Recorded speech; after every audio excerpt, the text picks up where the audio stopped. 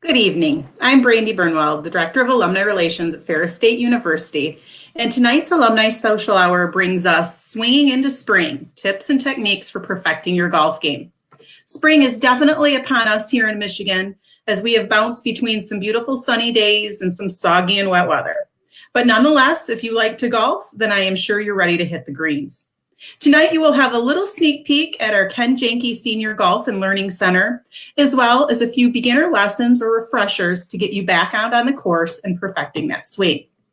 This virtual Alumni Social Hour will be roughly about an hour, 45 minutes of lesson, direction, instruction, with about 15 minutes of questions and answers sprinkled in as well. You may ask a question anytime during the presentation by clicking the Ask a Question button near the bottom of your screen. Or if you're watching via Facebook Live, simply type the question in the comments area. And now a little bit about our special guest tonight, who is Brian Corwin. Brian earned his Bachelor of Science in Marketing through the PGA Golf Management Program in 1996 from Ferris State University, and now serves as the head golf pro for Katke Golf Course in Big Rapids. Prior to working at FSU, Brian worked at numerous golf courses in the area, including St. Ives Golf Club and Brookside Golf and Grill. He transitioned into various positions within the Coca-Cola Company from 1998 until 2020 when he joined FSU. In addition, Brian coaches both the girls and boys varsity golf teams at Lakeview Community Schools. And with that, I now turn it over to Brian so that he can begin his presentation and introduce his special guest he has helping this evening. Hi, Good evening, everyone. How are you all doing tonight? Just a quick update on the Masters in case you're all wondering. Justin Rose shot 65 today, so he is at -7 to start off the activities at Augusta National this week. I had written down to start over my background, but Brandy did an excellent job with that, so I can skip that portion of it. Just want to briefly touch upon what we have going on here at Katke so far this year. We are open. We have carts running. Our range, our practice facility, the 3-hole practice holes are open, as well as the Indoor Learning Center is currently open, as you can see in the background behind me. So that is what we've got going on at Katke. But if you're coming out, make sure you call for a tee time, as we have been extremely busy in the last week since we've opened. We have in our learning center, we have 4 simulators. Besides the one behind me, we have 3 other ones. We are home to the Michigan Golf Hall of Fame. We have 3 hitting bays downstairs, along with an indoor putting green that is well utilized throughout the year. Just a quick drop here. We have sales going on at Katke right now, trying to clear out our pro shop for all of the new merchandise from our new vendors that is coming in the next few weeks. So look forward to meeting all of you to stop in when you're shopping. We've also been working hard on bringing new events and new members to Katke so far this season. For our first foray in that, we introduced a indoor golf league on the simulators this winter that just recently concluded, just in time to hit the course outside. We are currently working on getting several new leagues started. We are looking to host leagues Tuesday through Friday evenings, different aspects of each league. We are marketing to increase our member base throughout the community, throughout the university. Just looking to grow the business here at Katke. With me tonight, so you don't have to listen to me talk the entire time, are 3 PGM/PGA students. Our first student that you will meet is Jason Howell, ready to graduate at the end of the month. Jason will be covering the basics of the grip, the posture, the setup, ball position, and stance, among some other things. After Jason will be Casey Catola, also a senior in the program. We'll be covering the abbreviated driver swing, which may help you out a little bit if you struggle with a driver. Elena DeRose will follow that up with some putting tips. Elena is a junior in the program. All upperclassmen I have with me tonight that are soon to be making their way out into the golf industry workforce. So look forward to hearing what they have put together. Each of them will introduce themselves to you and also give you a little bit of their background and their playing background and what they hope to achieve once they graduate. So with that, Jason Howell, you are up. Good evening, everyone. My name is Jason. I am a senior at Ferris State, a senior in the program. I transferred to Ferris in 2018. I'm from Lansing, Michigan. I have been playing golf since 2012. So my junior year of high school, I started golf. I played 2 years at Jackson College in Jackson, Michigan, for them as well. And ever since then, I've never stopped playing the game. Um, my future goals, as I said, I will be graduating. I'll be assistant professional out at Kalamazoo Country Club this coming summer, so I'm excited for that. For other goals, still am going to be playing competitive as well, and working on my game. Hopefully, to be teaching soon. To hopefully work my way up to, after being assistant, be possibly a head pro somewhere. If not, maybe into coaching. So I have a lot of options I would love to do, but I definitely am excited to stay in the golf industry as much as possible. And like I said, so today I will be going through the basics of our golf swing, starting from the grip, working our way to our stance and posture, and basically going through the full swing. So up here, we'll start with the grip. So the first thing with the grip, there's multiple ways to do this. For the beginning, I like to recommend everyone to stand their club up on the top up here. Start with your left hand first. If you are a left-hander, it will be your right hand. So your glove hand, I want you to up top here, and then start at the base of your pinky. So kind of have a flat. You see the glove. You see the emblem on my glove. You'll kind of line up the bottom of the club on the bottom of your pinky, and then you basically work. Basically, I like to kind of where where the gap is with your middle finger. And when you do that, I kind of like to, then you just close the face like that, or close your hand like that. And then from there, just nice and easy. I like to use the two middle fingers here, basically where the line's at, put them right there. Close the two fingers, and then kind of have, and then close the hand there. You can kind of see that your thumb here will fit in that little gap in between your right hand. Once you do that, I like to just set, so that's with the grip. So when I move over here, you can kind of see it again. This helps you go and transition into your posture in the stance. So once you get your grip up here up top, so basically there's a couple ways you can do this. You just kind of set your club down right here. I like to have my legs straight at first. That helps you bend from your waist down. So once you set your grip, I would bend forward. And then when you do that, I just take a little bit of a stance back, with that as well. Relax your knees once you do all this. So that is the proper stance as well. There's another way to do it. Once you take your grip and have it here, you can have one foot back as well. I usually recommend your left foot back. And once you're all set with that, just put the left foot forward up and then get a proper stance. And then once you do that, there's your stance as well. In terms of and then we can get into alignment. What's up with alignment? We always want to make sure if every time you can do this on the course, even practice, just make sure once you're in that posture, just put the club across your chest, make sure it's pointed at the target, ruffle edges here. And then that is your basics of your golf grip and the stance as well.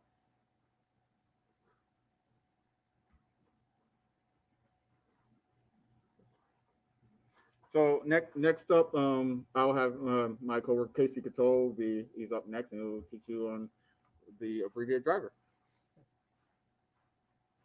Great introduction. Thank you, Jay. My name's Casey. I'm a senior, like Brian said, here in the professional golf management program at Ferris State. A little bit about me. Started playing golf in high school, fell in love with the game, found the PGM program here at Ferris State, and I've been in love with it ever since. A little bit about my golfing background. I've done my 3 internships so far. First one in Minnesota at Dinah Country Club, small private club outside of Minneapolis. The second one was done in New Jersey, in Deal, New Jersey, about an hour and a half south of New York City. And then the last one was done in my hometown of Ann Arbor, Michigan, back at Barton Hills Golf and Country Club. And then this fall, I will be continuing my last internship by joining the staff at Whisper Rock Golf Club out in Arizona. To get started with this part of the lesson, the thing that I tend to see a lot of people struggle with just getting back into golf is a little bit of weight transfer. So a good drill here to kind of show you guys. The first one is something you can work on in the driving range. If you have one of these alignment sticks, you can get them at any of your home goods stores for about $1 or $2 each. They're real cheap. Best way to do this drill is you take your golf club, put this on the outside of your grip, take your grip. So then you have this running up and down your shaft, and you just take your stance. So the point of this drill here is, I'm going to stand back a little bit and try and speak up. The point of this drill is to keep weight moving through impact. So if we take a look at the golf swing, I'm going to put this stick down for 1 second. We see an issue with people tending to get handsy in their golf swing. That's the term we would use for it. So handsy meaning we come through impact, we let our hands lead. This is not a good impact position. So the point of this drill, again, we take it, run it on the outside of the shaft here, let it run up your lead arm here.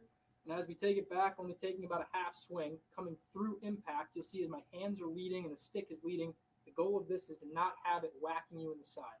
So doing this drill correctly, you're taking it back, through, all the way through, weight transfer onto that lead foot, full turn in the back, and that's what this drill is trying to encourage. So when you're sitting at the range, feet together real nice and close, just taking a couple swings with the balls, and then from there, when you transfer that into the actual golf course, we call this the grip down half of your shaft, and same thing, I do this for a lot of practice swings, taking it back, and same thing, having the shaft match up with this lead arm. Same thing, working on extension and weight transfer going through, having the hands leading. You look at a lot of the good players, when they get to impact, the hands are not here. They're leading the lead arm and creating that impact position there. That's kind of all is that good? Sure. Okay. So that's my section of that. To introduce you to our last one, Elena's going to take it over for the last section of this. Elena. Hi, my name is Elena DeRose. I am a junior in the BGM program here at Ferris. I started golf when I was very small. My dad would take me out, even just in like a car seat. And once I got kind of interested in it, he would cut down the driver for me so I could walk it around. I was lucky enough to attend the Notre Dame Golf Academy for 3 years in a row. So that was very nice. We got to play at the Warren. Got to meet all the coaches, use their facility, and then I ended up trying out for our high school team, and I was pretty successful in high school. I was actually, my senior year, I won our regional. I was third in states. I was all-state all 4 years, and I was also golfer of the year. So then I ended up coming here to Ferris. I play here on the women's team, and then I didn't really know much about the PGM program when I first came in. I ended up having a bit of an orientation for it, and I just fell in love with it. I had 2 of my internships so far. They were both up north Michigan at Boyne and Bay Harbor, and my next one has been settled. I will be at Reynolds Lake Oconee in Georgia for about 9 months. Afterwards, I decided I really enjoy equipment, so if I could work a little bit with more of the fitting process, the technology, things like that, I'm hoping I could get onto that path. So for what I'm going to do, I am actually going to give a little bit of some putting drills, because most of us probably don't practice putting enough. Really the goal when you are playing golf is getting the ball into the cup. So first thing that you can do is actually one at home. So this is just a regular meter stick. This, I think it's about $6 or $8 at Ace Hardware. What you'll end up doing is making sure that it has a hole right on top, right in your living room, put it on the floor. You can put either a cup or a mug at the end of it, place the ball on top of here, and then the goal of it is to roll the ball and not let it slip off of the sides of the meter stick. And that will help create a straighter path. What people tend to not understand about putting is it only takes maybe 1 or 2 degrees of the face of the putter to be either open or closed to miss your target. When you have it like 1 or 2 degrees open, over the course of time, the distance that the ball will travel, it will go farther and farther off the line. So that will help you keep the ball straight, make sure you're aware of where the face is at, toward impact, and you can do it anytime. You can do it while you're watching TV, while dinner's cooking, anytime that you want. The second one, this is going to be one that you can do at your course. So it's called the gate drill. A lot of people a lot of different professionals on tour use it. You take 2 tees and you'll place it on the green. You'll probably only have about a 10-foot putt that you'll be practicing with. Make sure that the tees are about 6 feet away from the hole, and you're going to want to putt the ball and make sure that it goes through the tees. As you get better, you can start narrowing it farther and farther down until you're comfortable with that, and that will also help you set it on the right target. It'll also train your mind to pick targets as well, so that you can actually visualize the line that it'll be going on. And for the final one is when you have those very long putts, about 40, 50 feet, you feel like you can't get the ball close enough to the hole to make that short putt. What you're going to want to do, just put the ball anywhere you want, 40, 50 feet away, and then place either a club, or if you want to have that meter stick again, anything you want, behind your hole. Probably you can do 1 or 2 feet, just to make sure that when you are making those putts, that you want to get the ball either 2 feet past the hole or 1 foot short, so that it will give you a little bit more confidence. It'll set you up for an easier second putt and avoid the 3 putts. That's really all that I had. Just what's important is make sure that you're spending your time really 60% on short game and 40% on your long game, because what matters is when you get it up to the green, what happens then. And we lose a lot of shots, all of us. We lose a lot of shots around the green, and I hope that can help lower some scores, and also might be kind of fun. So that's all that I got. Thank you, Jason, Casey, Elena. I'm going to run through some the basic setup for chipping. Followed by that, we'll either have Jason or Casey hit some shots into the simulator. So if you haven't seen that, seen what it can offer, you'll be able to witness that. And then we'll probably wrap up with some questions. So, since it'll be a little difficult to see the setup of what I was going to run through, we'll just basically walk through. When you take your setup for chipping, we want to make sure that it's repeatable. So what we want to do is our first step is we want to step in just like normal. Line up right at your target. Our second step would be then to open up your stance slightly. So your hips and your shoulder line point to the left of the target. You will then want to place the ball, you want to set up with the ball in the back of your stance to allow for a descending blow onto the ball so you can get into the air and then roll out properly. From there, our next step, what we want to do is to move or shift approximately 60% of our weight to the left side.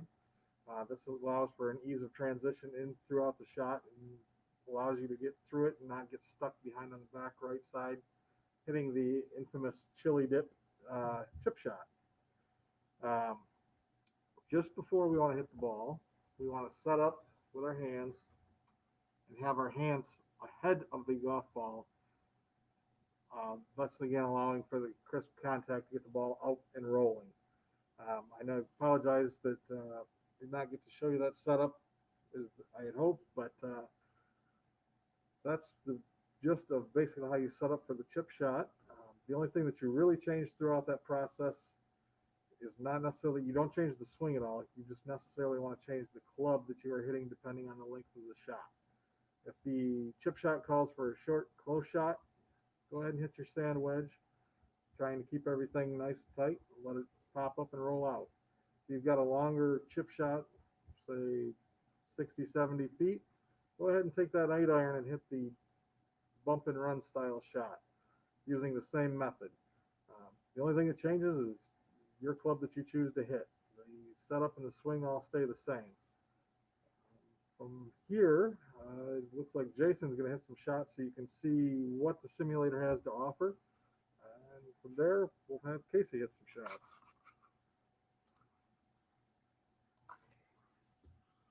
All right, everyone. So again, we introduced our tracking day. So our TrackMax, this is our kind of our practice shot analyze, where it tracks all your numbers and club, your club path, your club angle, face angle, the club head speed, ball speed, and all the numbers you need. So I'll kind of stop talking and kind of show everyone here. I'll do my my basic drills as well to show everyone.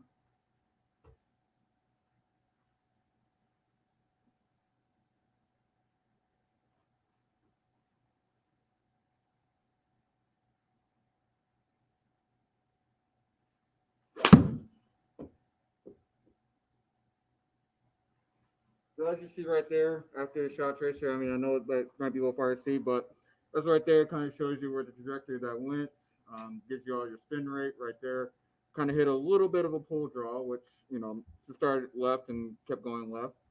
So it's a good indicator of what what you're trying to work on.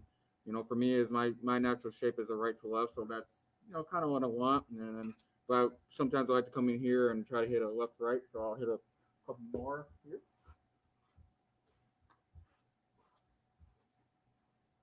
On a good day, the ball comes right back at you, so you don't have to do too much work. So.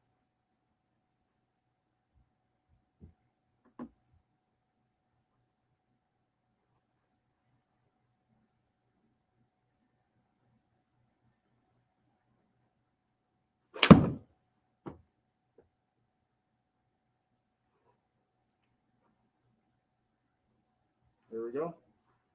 So, and then that's basically how the simulator works. Again, this is trying to, so anything you're trying to work on here kind of tracks with that. As well as you see up here too, it does tells you your impact position as well, where the club face is and stuff like that as well. And then also shows you a nice little video here of your swing. Now, for some people that can be, for most people that's good indicator, good training tool. For me, it's not good because I don't like to look at my swing, but right there. Now, Casey will kind of show examples of kind of a driver swing here.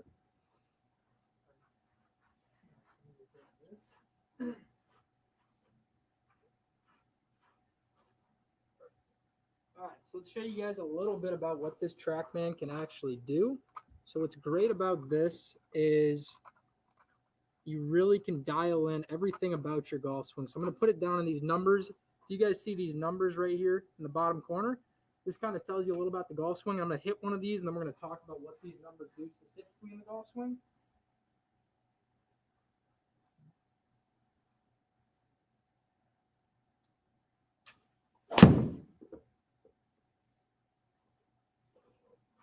Okay. So specifically here, we're going to take a look at our club path and our face angle. So when we're talking about where the golf ball is starting in correlation to dead center, we're looking at club path, which is this number right here, this 2.3 or 2.5, sorry. So club path is the way your ball is or your club is traveling when you get through impact. So if we're taking a look at club path, mine is 2.5, and that's positive, meaning I'm swinging out to the right, which starts the ball a little bit over to the right. You're going to see that little draw like that. And the second one is face angle. So face angle determines where the ball goes after it's hit. Face angle is going to determine if it's going to go left or right. It being a little open like that, it's going to encourage that little bit draw like that. The more closed, the more left it's going to go. The more right it's going to go. Or the more open, the more right it's going to go. So when I hit another one of those, we're going to talk about that same thing again.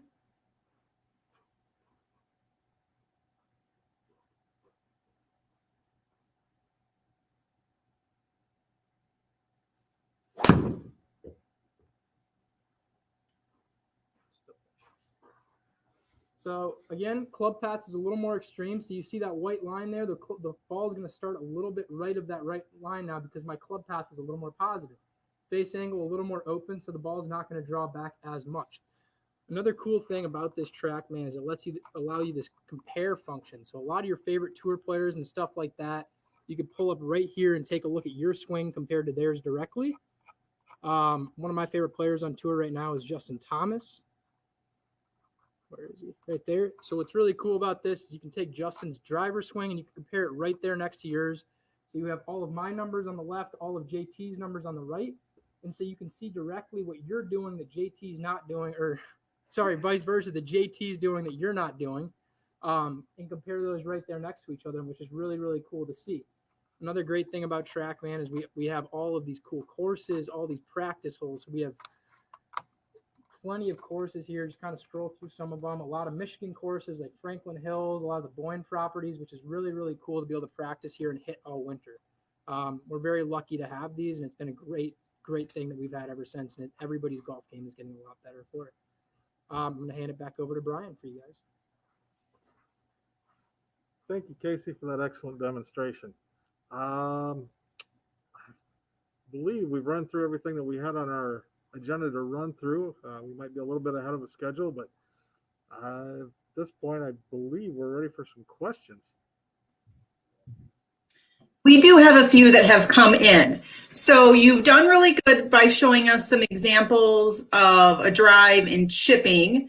But some other questions people have are tips for getting out of sand traps, engaging distance over water hazards. Getting out of sand traps? Casey, you want to? Casey's grabbing a club right now, and he will walk us through how to do that.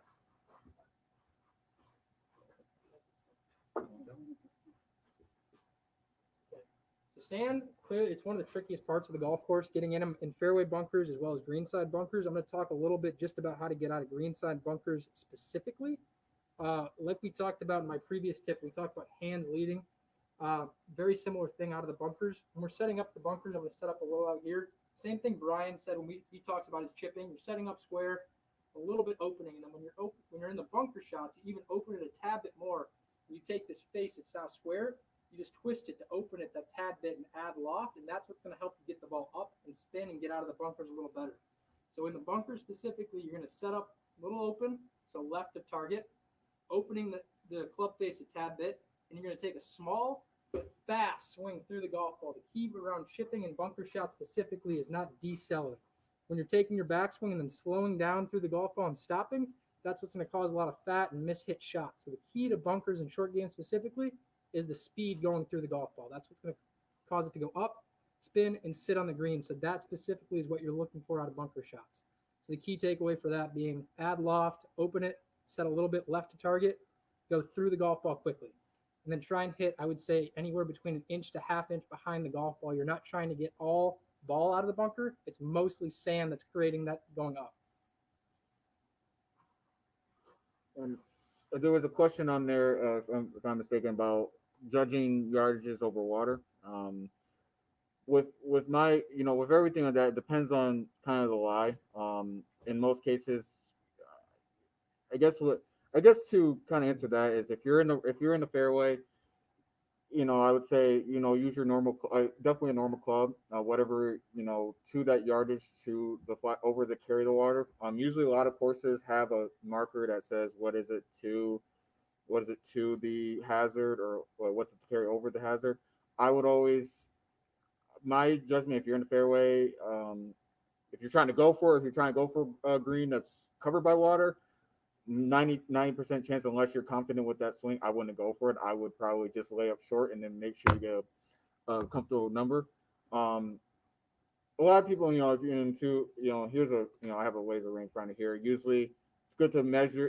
I always recommend good to measure where you're at with the ball and how far is to carry the edge of the water, because that gives you a sense of what club you might need to carry.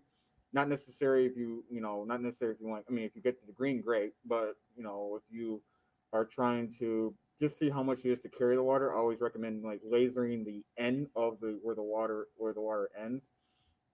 Now, if you're in the rough, or if you have a very, kind of weird lie, I would also say club. You always want to club up when it comes to over the water. I will always club up one. You rather be, because if you mishit it, even if you have a good lie or bad lie, if you mishit it, an extra club is going to be the difference between, okay, you just carry it over and can still make par, or you're in the water, then you got to drop back, make bogey or double, and then we all have it's a long day of golf. So I hope that answered the question about the water. I don't know if that answered that as well. I could go on more with that. I see a question here about talk about the position yourself of what the ball say low due to the wind. Basically the question is, what do you do to keep, so if it's very windy, how do you hit a low a higher low ball flight? short or high. Yeah. So I can answer this too. So basically, ball position is very key when it comes to with the wind shots. If you have wind in the face, with iron shot, I will always put the ball like this piece back here. You always want the ball kind of, if not just center, just on the right side of center, kind of to your right pack a little bit. And I will always abbreviate follow through. I can show kind of an example with that here real quick. Say if you are trying to hit it low, right here, I'll just do like that. So if it's a windy day, and bear with me here. So if it's a very, very windy day, you want to hit it low. I would say always put the ball low in your stance, and always abbreviate your follow through. So for example, here we'll kind of go through it. So what I'll do is set the ball kind of center, if not a little bit, just right side of it. Basically you want a little bit forward shaft lean. It doesn't matter if this is on like a wedge or an iron shot. You kind of want to just set a little bit forward press, ball back in the stance. And then for me, what I like to do to keep it low is I like to take a normal swing, but I like to just kind of cut my backswing or my follow through half off. Like, for example, a normal shot to me is when you end, chest high, that's a normal flight. You want to hit it high, you go over your shoulder. But to keep it low, you always want to keep it, I'd say you keep it abbreviated to basically right up here. So I'll show a quick example of that, how to keep it a little bit low into if it's a windy day.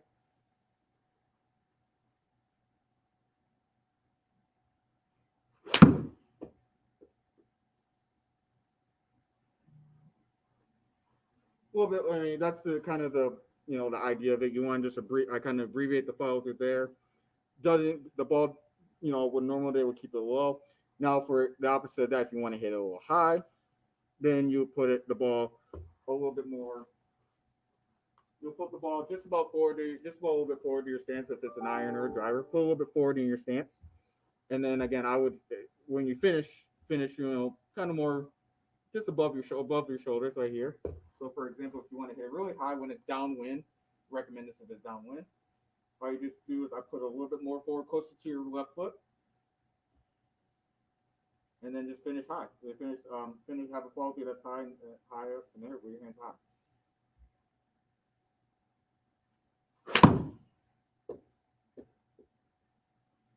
Kind of can see there that the ball flight went kind of straight up in the air, and that's what recommended to kind of do. You have a downwind if you want to land it soft. I would recommend you pull a little bit forward in your stance, and then just finish. Have a high hands, and if you want to hit it low, keep your hands low, and put it back in your stance.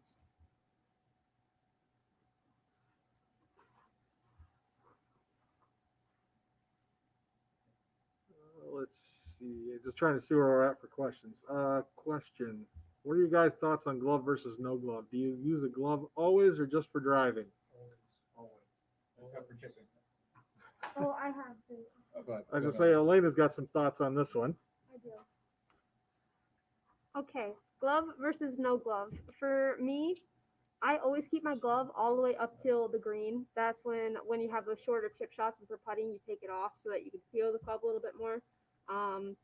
When you're having those big, long, those swings, when you're swinging hard, say it's a little humid outside, it's rainy, you tend to slip around when you have a club in your hand. So if you have a glove on, no matter what, it's going to improve your grip. It's going to make sure that you actually have some traction on it. And then once you get up to the green, I recommend taking it off so you can actually feel the club better in your hands, have softer hands, get those nice touchy shots. And those are my thoughts on it. That's normally what I tend to do. So. Thank you, Elena. Question. Does Katke offer clinics for people who are new to golf or are older beginners? Certainly. We offer individual lessons. We can put together any kind of custom group clinic that you would like. Anything that you would like, we can put together for you. Let's see, next question is, any tips for the mental aspect of the game? I hit different on a range versus a tee with trees down the rough. And I think all of them are lining up to answer this one. All right, so to mentally prepare yourself on the range versus the course. I actually like to, suggest this when it comes to teaching.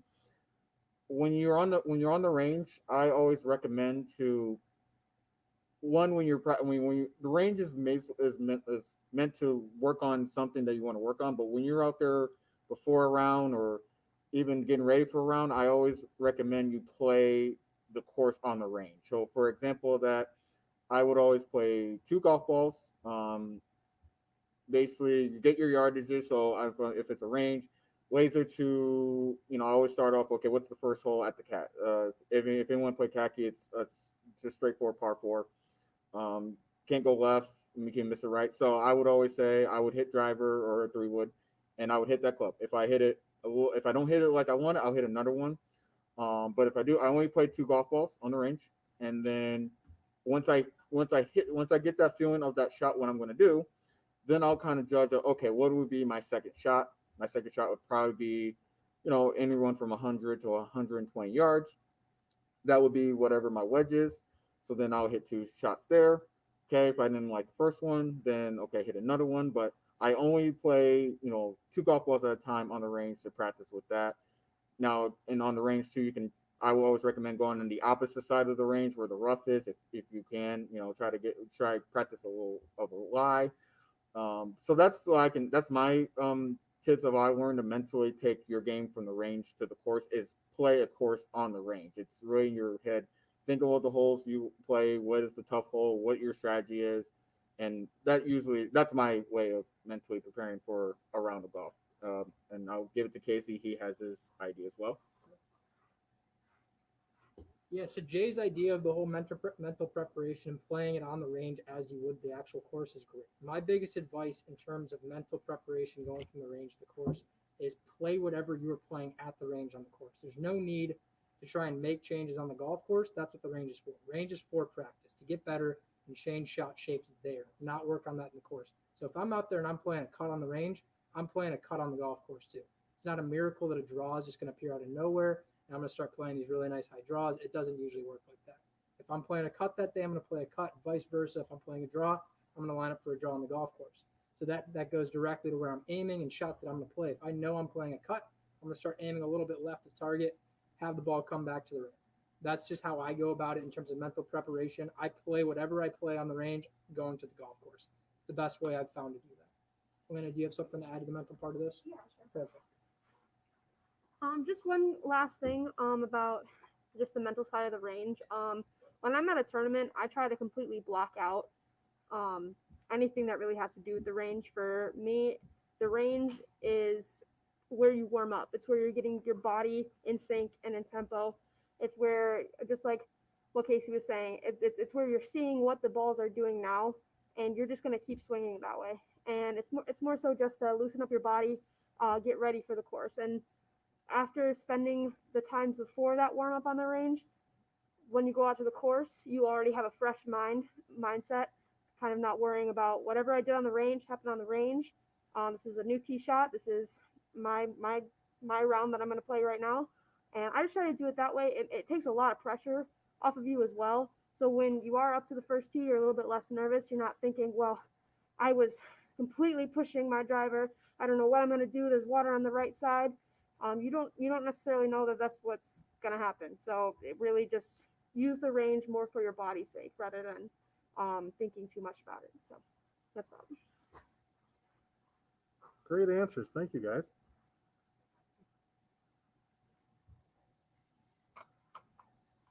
Just making sure we don't miss a question here.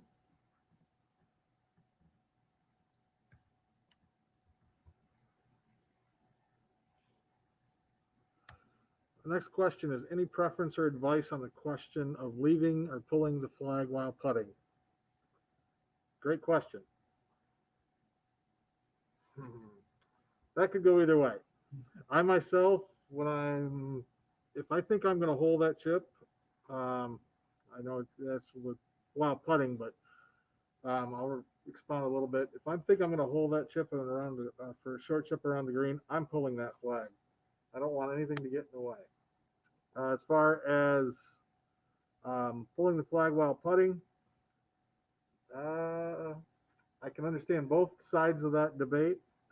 With current, within the last last year and a half or so that we've been under COVID, a lot of the courses have dictated that we don't touch the flag sticks and you putt with it in regardless.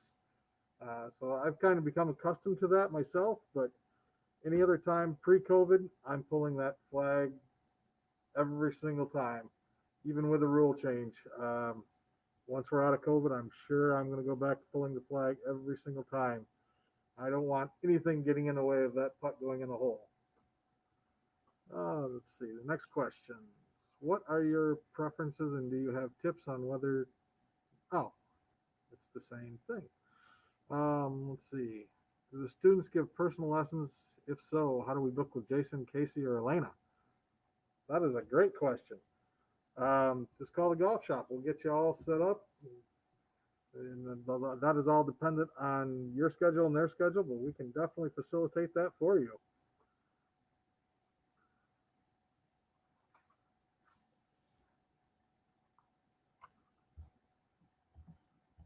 Just seeing if there's any more questions in the queue.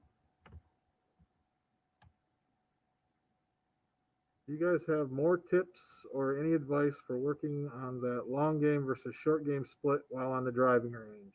What are some ways you guys warm up on the range or on the course? Looks like Jay's going to take this one. So with the on the range with before, of course, with the long game between long game short game, my pre-shot regiment on the range is I always usually hit a bucket of one bucket will always be designated to ranges. I'll start with 60, 70, 80. Work all my wedges up, and I'll try to play different shots with my wedges. In terms of like if I know what my max is with all my wedges, and then I'll take that and I'll go underneath with that. So I usually will start with a bucket with all my wedges, and then once I'm comfortable with my wedge game, I'll start going to my irons and then the driver. I try to keep the woods and like my long clubs less. You're not going to hit because back to the kind of the mindset thing. You don't ever hit 6, 7, 8 drivers in a row on the golf course. At least unless you are playing just one driver golf. But I always at minimum in a range session will hit 2 to 3 drivers. That's his max. I mean, unless you're working on a driver swing, I always recommend driver should be the least thing you hit on the range, just because you're only going to be hitting that one time. You'll hit your irons more times or your wedges way more than you'll hit your driver, hopefully. So that's kind of my thing, transition from short game to long game. Short game is definitely going to be more attention on my wedges because that's one we're using a lot on the course, different lies and stuff.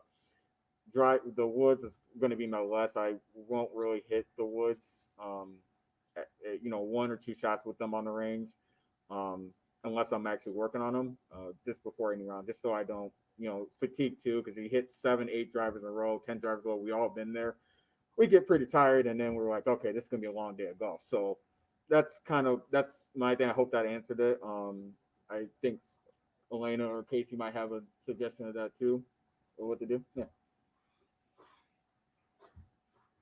I guess just to kind of add on to that as well, just making sure that you start with small swings, start with your clubs, your shorter clubs, and working your way up, and making sure that you kind of like time yourself and stretch out.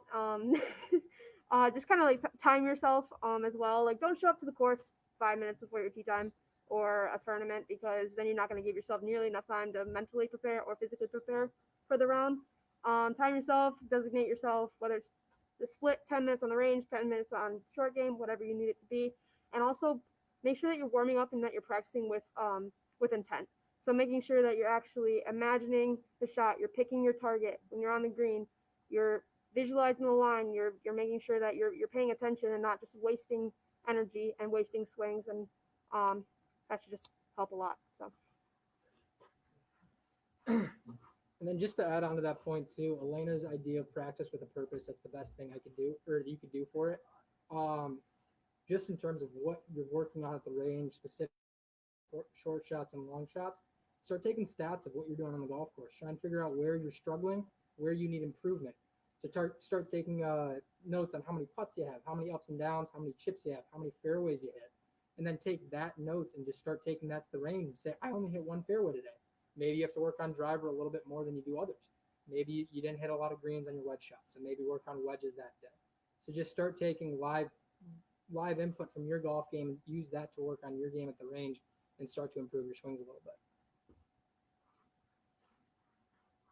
Thanks, guys. All great answers. Just trying to see what our next question is.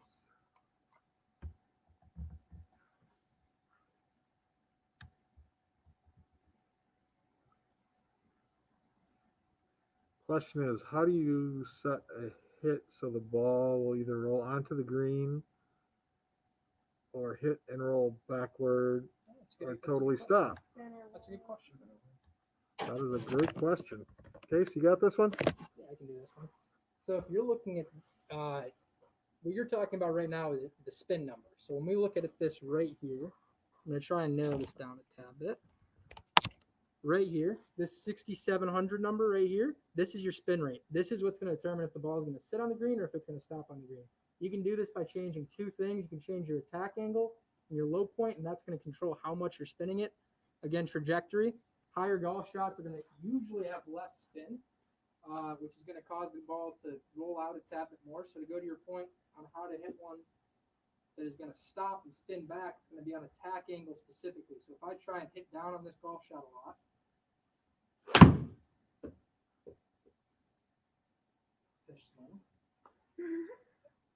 spin rate's going to go up. Vice versa, if I try to alter attack angle and hit up on the golf ball more, it's going to spin less and the golf ball is going to roll out more.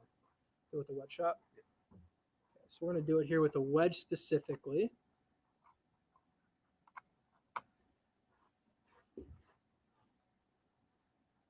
So this is a 60-degree wedge, so a lob wedge.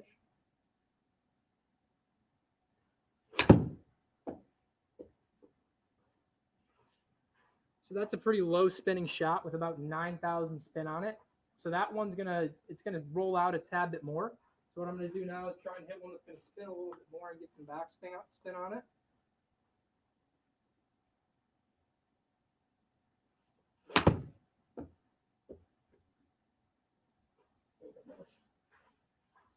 It's a little bit more backspin on it. See what you see right here is you're looking at carry distance and your total distance. That's going to be your biggest difference teller there. As the spin rate goes up, your total distance is going to go down.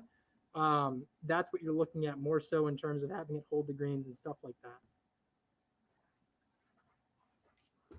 Thank you for that demonstration and explanation, Casey.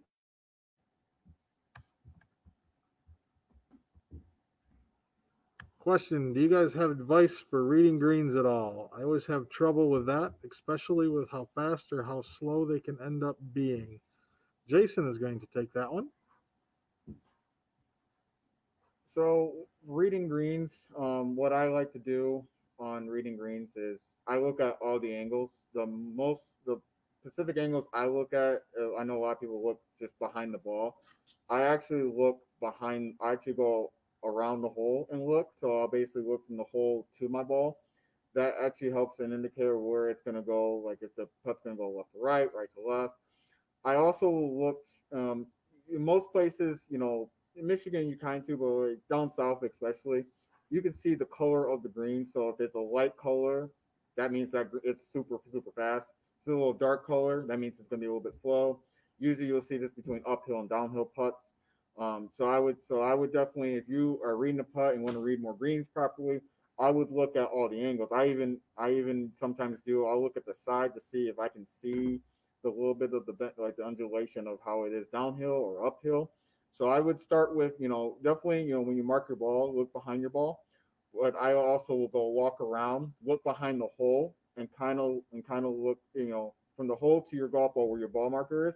You can really see in depth of, it kind of gives you a secondary view of where that ball is going to roll in terms of going to be a breaker to the right, breaker to the left, or a dead straight putt. And then during the speed is look at the color of the green. If it's a little bit of a light color green, it's going to be a kind of a fast putt, probably a little downhill. And if it's a little bit darker, it's going to be a little bit slower and probably an uphill putt. That's kind of how I read greens. Lena as well has a different kind of opinion too. Yeah, just one thing to add on to that as well is wherever that you are at, just take a look at your terrain.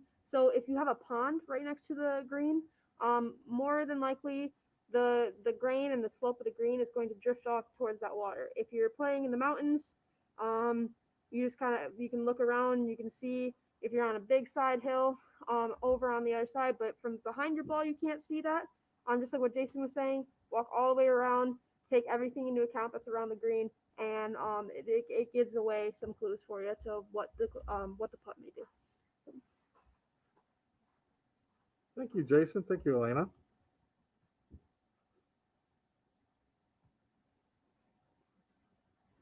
Next question. Can anyone rent out the simulation booth to the TrackMan? If so, do we just call the book a time? Yes, absolutely. They are open to the public. Just call the Pro Shop, 231-591-3765, and we can get you all set up with a reservation. Rates, Monday through Thursday is $35. Friday through Sunday is $40.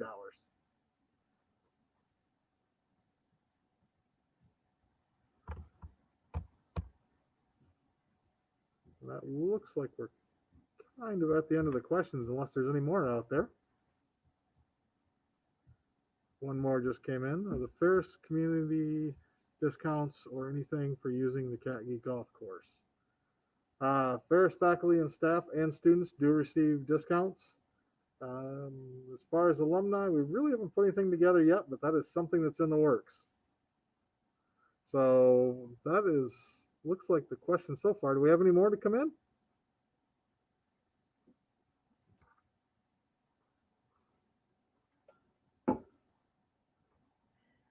Looks like we have a few more coming in.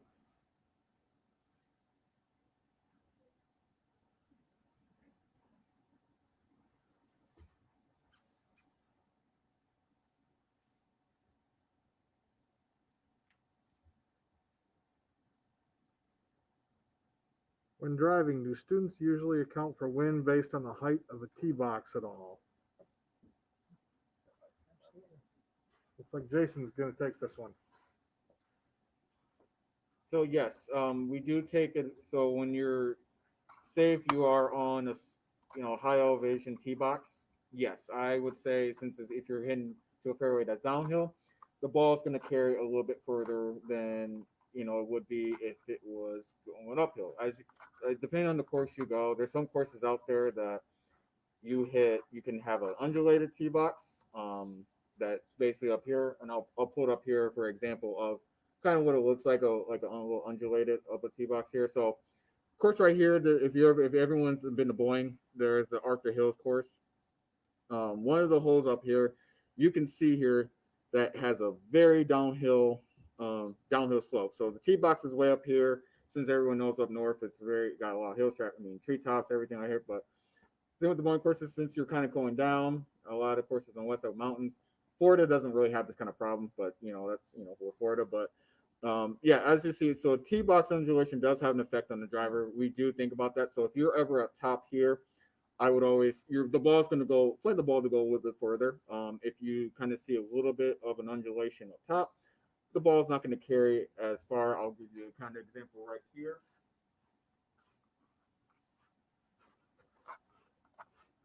So this is number 13, a par 5 up in Boeing. As you can see here, it's kind of hard to see, but it's a downhill. It's elevation tee box here. So in my mind, I know I usually carry my driver around 285, 290. That's kind of like my 280 was on the most on a normal day. Not trying to show off, don't worry. But down here, hopefully, if it's a downhill tee box, I'm going to be hitting a little further. So I'll kind of do an example here.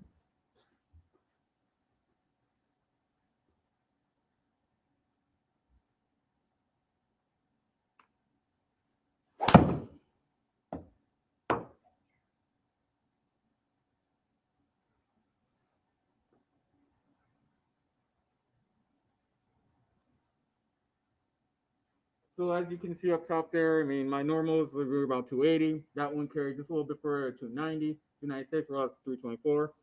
Got a little high in the face, but I'll try to hit one more real quick and then see if I can get a little bit better on that one.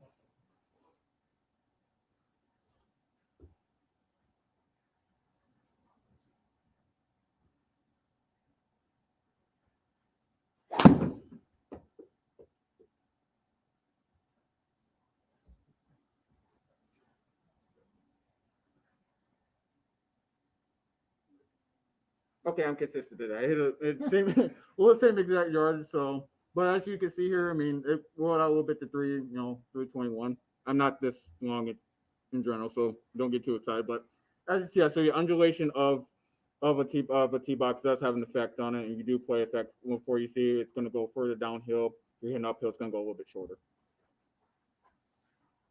Just to add a little bit to that point too, when you're talking about wind direction specifically, absolutely that's something we take into consideration when we're hitting a tee box shot. Even any shot in particular, not even just driver. Elevation is going to play a little bit of a role, especially with the wind. The higher you are, the easier it's going to be to get above that tree line. Above the tree lines where you're going to see a lot of the wind take a factor into it. So if you're looking here on this shot right here, we have the TrackMan set up where the wind is blowing 3 mile an hour to the right now. That information being given, you're not going to be able to know that on the golf course. You just kind of have to go off a feel, throw a piece of grass up in the air, do whatever you have to do. But with that, you have to aim a little bit left now. The wind's going to help it, and it's going to push it a little bit to the right. So taking that into consideration, absolutely, it's something we think about when we're hitting golf shots. Great answers and demonstration. Thanks, guys. Next question. Do you guys have advice for dogleg turns? I usually end up in the rough. Also, do you have advice for hitting out of the rough? Case, you got that one? For doglegs? Sure. So to address the first point of hitting out of the rough, the best way to limit your mishits when you're hitting out of the rough is to get as much of the golf ball as possible. I know I've talked a little bit about attack angle today, attack angle being how far down we're hitting on the golf ball. So if I'm swinging up, be this, upwards rotation of the shoulders and all that, swing up at the golf ball. If I'm looking to hit down the golf ball, I'm transferring more of my weight forward, keeping my body down, and like we talked about, keeping the hands leading through the golf swing. When you're in the rough, you're trying to do this as much as possible, trying to keep the shaft extended through the golf ball, hands leading, optimizing the contact with the golf ball, trying to get as much of the ball in little as rough as possible. In terms of dogleg, it just comes into setup. If you're trying to hit a little bit more of a draw, say it's a dogleg left, rather than setting up square, I might drop my lead foot a little bit, or my back foot a little bit, try and set up a little bit pointed right, and try and swing around my body and out to the right, and really turn those hands over, really trying to make the golf ball go left. Opposite thing, if I'm trying to hit the ball and make it go right on a dogleg right hole, I'll set up square, and then I'll aim myself just a little bit left of where I would be aiming, and then swing a little bit left and try and make the golf ball go from left to right. So in terms of where the hole's going, it alters my setup position just that tad bit. To piggyback on that with Casey said, thank you, Casey. For all of us who like to play, boring golf, who can't shape the golf ball as well, I usually like to take, a rangefinder or something like that. Say if you have a dogleg left, I would always measure or see, how far it is. So if it's the rough ends, in a certain area of the flat, like of the fairway, I always just measure it out. And sometimes you just have to buckle down and hit that iron off the tee, or hit, show it that if you play that, like me, play that boring golf, I can't hit it right to left, left to right, can't shape it. So I just kind of suck it up and gotta say, I'm just gonna hit an iron off the tee and then hope that's straight, and then just wedge on there. But but like Casey said, if you can, then you can shape it, follow the fairway, then kudos to you. Teach me how to do it. Thank you, guys. Looks like we have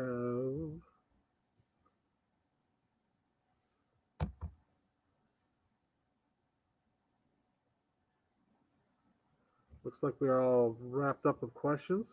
I'd like to thank you for your time tonight. I'd like to thank Casey, Jason, and Elena, all great PGM students that have bright futures in this industry.